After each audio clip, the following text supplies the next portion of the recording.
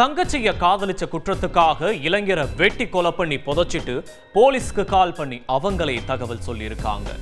நள்ளிரவுல நெல்லை ஆதர வச்ச சம்பவம் இது.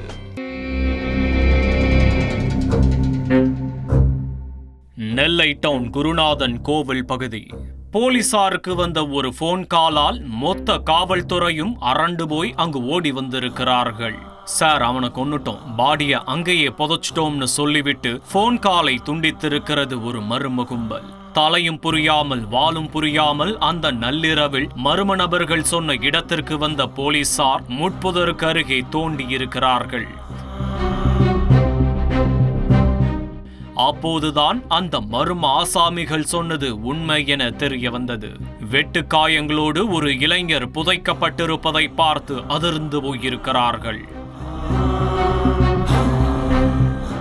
உடனே சடலத்தை கைப்பற்றி பிரேத பரிசோதனைக்காக அனுப்பி வைத்துவிட்டு விசாரணையை தொடங்கியுள்ளனர்.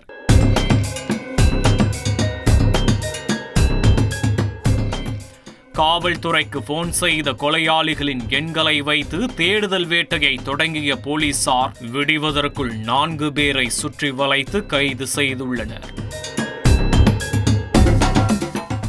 அதில் 3 பேர் இன்னும் 18 வயது கூட நிரம்பாத சிறுவர்கள்.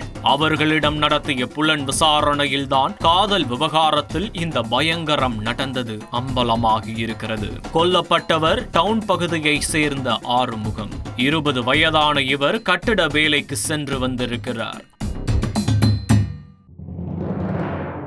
ஆறுமுகமும் அதே பகுதியைச் சேர்ந்த ஒரு பெண்ணும் பல மாதங்களாக காதலித்து வந்திருக்கிறார்கள்.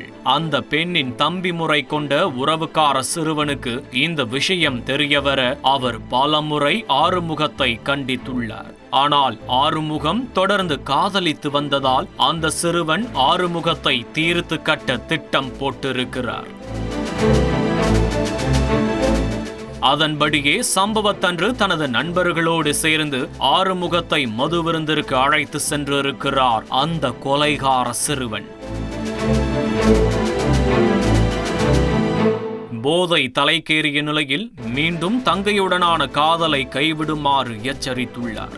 அப்போதும் ஆறுமுகம் பிடிவாதமாக இருந்ததாக சொல்லப்படுகிறது.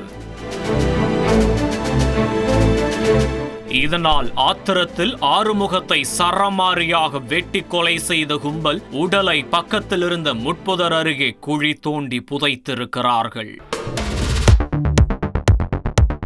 சம்பவ இடத்திலிருந்து தப்பிச் சென்ற கொலையாளிகள் காவல்துறையினருக்கும் போன் செய்து ஒப்புதல் வாக்குமூலம் கொடுத்ததோடு புதைத்த இடத்தை போலீசை தேடி அலையட்டும் என நினைத்திருக்கிறார்கள்.